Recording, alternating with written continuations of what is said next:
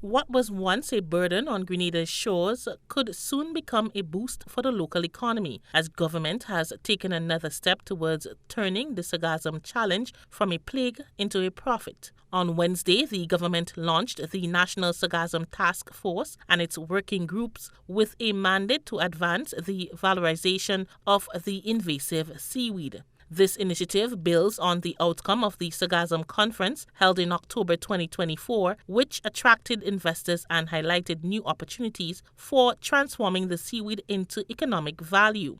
Heading the task force is Ms. Perron Johnson, Permanent Secretary in the Ministry of Climate Resilience, the Environment and Renewable Energy. Johnson explained that the team is currently in the strategic planning phase, presenting progress on the roadmap developed so far. Currently, the task force is headed by myself, Permanent Secretary within the Ministry of Climate Resilience, and the co-chair is P.S. Javon Williams within the Ministry of the Blue Economy and Marine Affairs.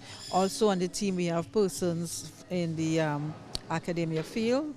We have Dr. Morel, we also have Ambassador Jerry Eno, and we do have with us also a sustainable development consultant in the person of Jane Nurse. We are taking a more strategic, holistic approach in terms of ensuring that we are making some economic viable outcomes from the current Sargassum challenges. She also outlined the next step in moving the valorization process forward.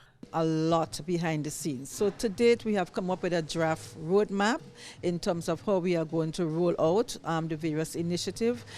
We need to look at the whole area of monitoring and forecasting, because the whole idea is to be able to collect the sargassum before they come on shore. Yeah, it'll be tackling on the eastern side. In fact, as we speak right now, tomorrow we have a number of potential investors that will be journeying with us to look at some of the potential areas for collection, one, and as well as potential areas for doing the infrastructure aspect that will allow us to be able to execute the valorization process. Meanwhile, Minister for Climate Resilience, the Honorable Kieran James, reaffirmed the government's commitment to finding profitable solutions for the removal and reuse of sargassum, noting its impact on the lives and livelihoods of many, particularly those in the fishing industry. What we've seen as of last year is that the West Coast is no stranger to sargassum again as a seasonal threat, as well as the southern coast. So the idea that, it was at one part the northern island of the country, the east side of the country, that is no longer there, and it's very much something that is on a high mandate for us to ensure that we preserve the lives, the livelihoods of our fishers.